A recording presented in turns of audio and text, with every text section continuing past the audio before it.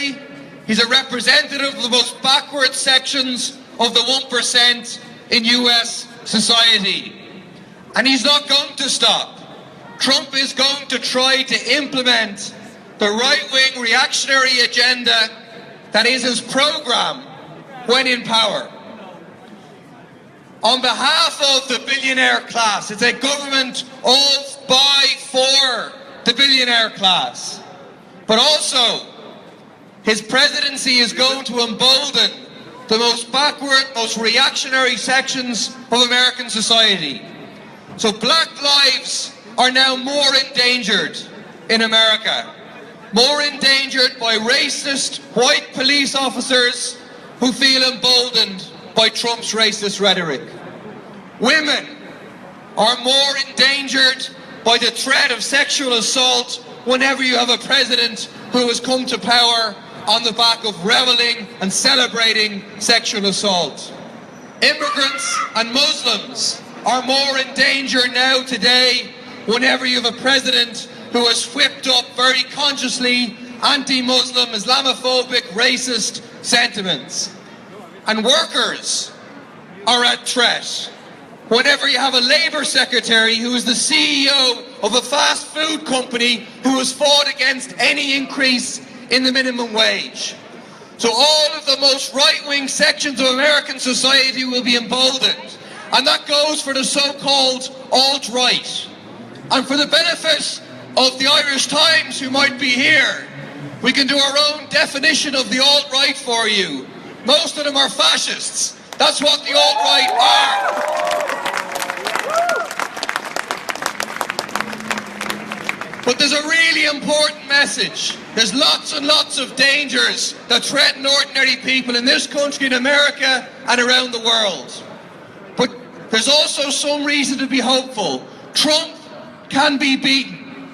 Trump, half of the population in America couldn't vote, wasn't entitled to vote, or didn't vote because they didn't see any alternatives, anything positive on offer for them to vote for. Even some of those who voted for Trump, they don't agree with Trump, but they thought that Trump was a vote for change against the Clinton establishment machine. Trump comes to power with the lowest approval ratings ever for an American president on their inauguration day. And more importantly, he faces the biggest protests ever on their inauguration day. So he's not strong. Trump can be beaten. That's the message that has to go out around the world. Trump can be beaten by Black Lives Matter. Trump can be beaten by the women's movement.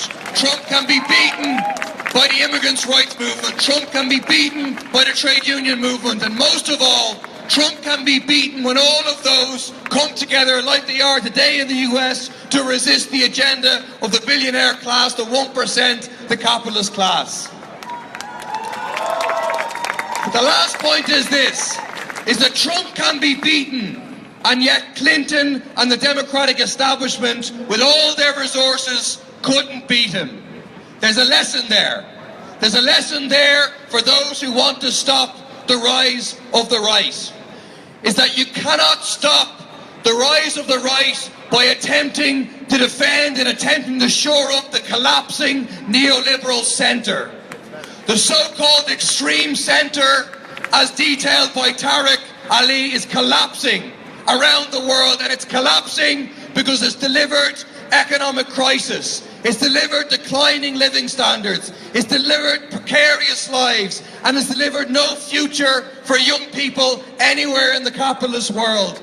That centre is collapsing. And so if you want to beat Trump, if you want to beat Le Pen, if you want to beat Farage, you have to build a radical alternative to the extreme centre and to the right. You need to build a left alternative.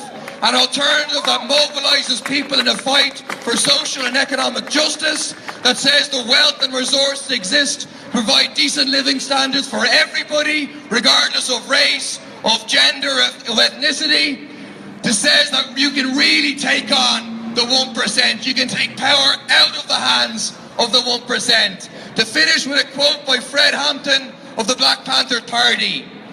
You can't fight racism with racism. And you can't fight capitalism with black capitalism. You fight racism with solidarity, and you fight capitalism with socialism. Thanks very much.